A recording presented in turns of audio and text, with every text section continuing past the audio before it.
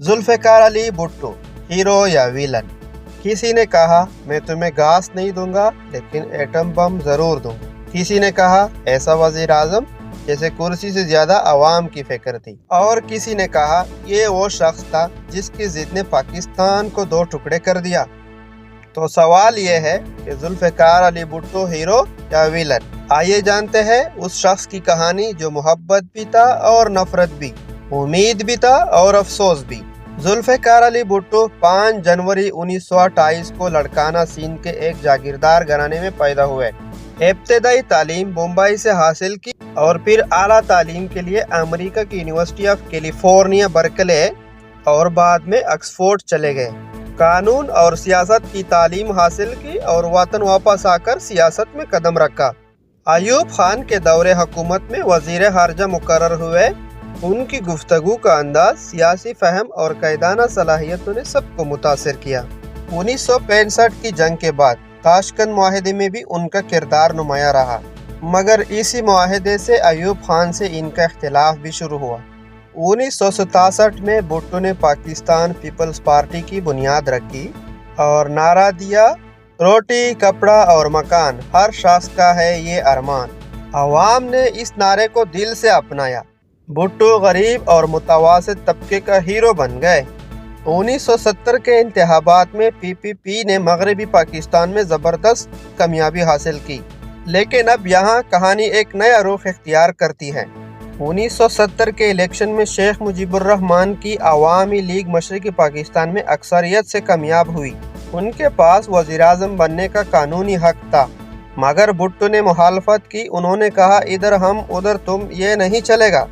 सियासी कशीदगी बढ़ी और फौजी ऑपरेशन शुरू हुआ। 16 दिसंबर 1971 को पाकिस्तान 2 टुकड़ों में तकसीम हो गया।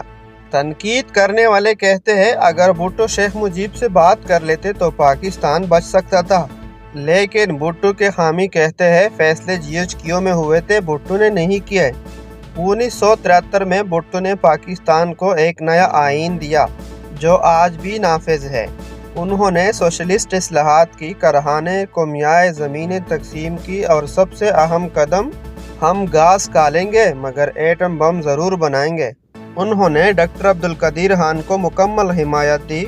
1974 में लाहौर में इस्लामी सरबराही कॉन्फ्रेंस मुनक्किद करके भुट्टो ने मुस्लिम दुनिया को इकट्ठा कर दिया।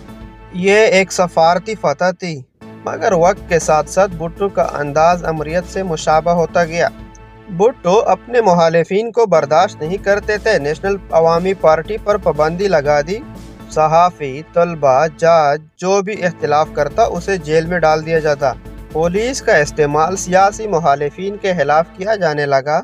1977 के इंतखाबात में धांधली के इल्ज़ामात लगे। हस्ब इख्तिलाफ ने एहतजाज शुरू किया। मुल्क में बहरान बढ़ने लगा। फौज ने मौका देखा और 5 जुलाई 1977 को जनरल ज़ियाउल हक ने मार्शल लॉ लगा दिया। भुट्टो पर नवाब मोहम्मद अहमद कसूरी के वालिद के कत्ल की साजिश का इल्ज़ाम लगा। अदालती कार्रवाई हुई, जज तब्दील हुए, दबाव डाला गया और फिर 4 अप्रैल 1979 को जुल्फ़िकार अली भुट्टो को फांसी दे दी गई।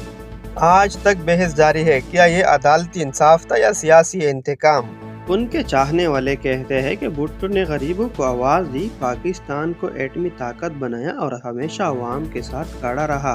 मगर दूसरी तरफ उनके मुखालिफिन कहते हैं कि भुट्टो ने मुल्क तोड़ दिया, धांधली की और अमरियत का दरवाज़ा खोला।